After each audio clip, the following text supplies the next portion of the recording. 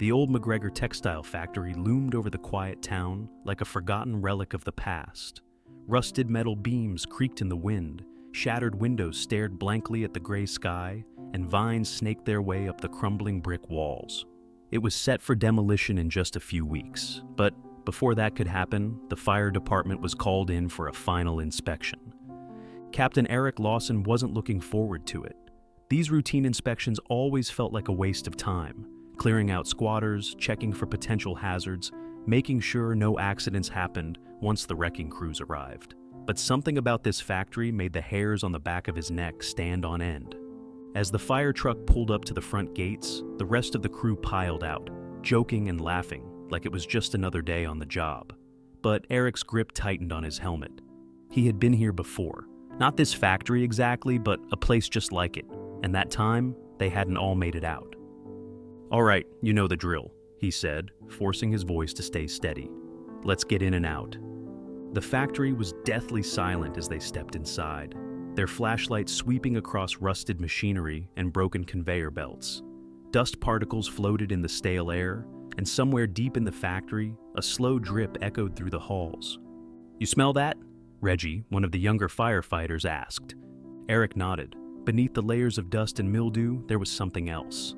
A faint, acrid scent. Burnt wood and smoke. But there was no fire. "Probably some old wiring shorted out years ago," said Collins, trying to sound reassuring. "Let's check the floors and get out of here." But as they moved deeper into the factory, the unease settled in Eric's chest like a lead weight. Every creak of the floorboards sounded too deliberate. Every gust of wind rattling through the broken windows carried whispers that made the hair on his arms rise. And then it happened. Without warning, a deafening explosion tore through the factory. Flames erupted from the walls, swallowing everything in their path. The heat was instant and suffocating, thick black smoke billowing into the air. "Go, go, go!" Eric shouted, his voice drowned out by the roar of the fire. The crew scattered, some heading for the exits, others fighting to get to safety. Eric could hear Reggie over the radio, panic rising in his voice. "Captain, there's something in here with us. I swear I saw..." The line cut to static. Eric's heart pounded as he fought his way through the thick smoke, his flashlight barely cutting through the swirling darkness.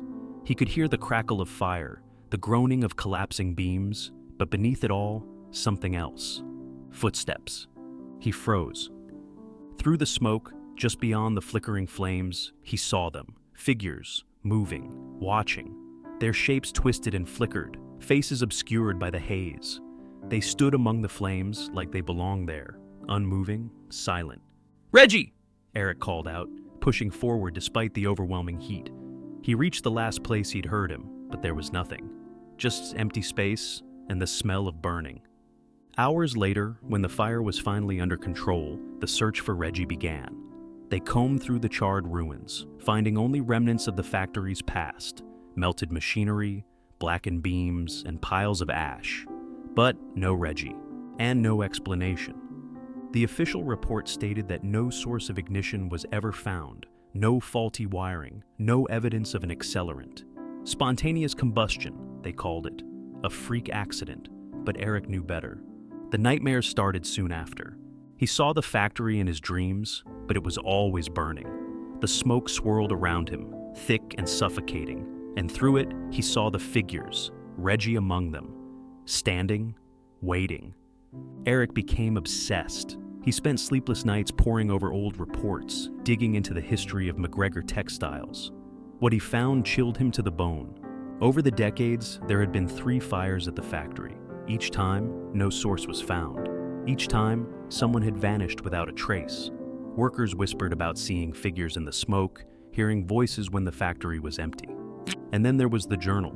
It belonged to a former night guard, found buried in the archives of the department's records.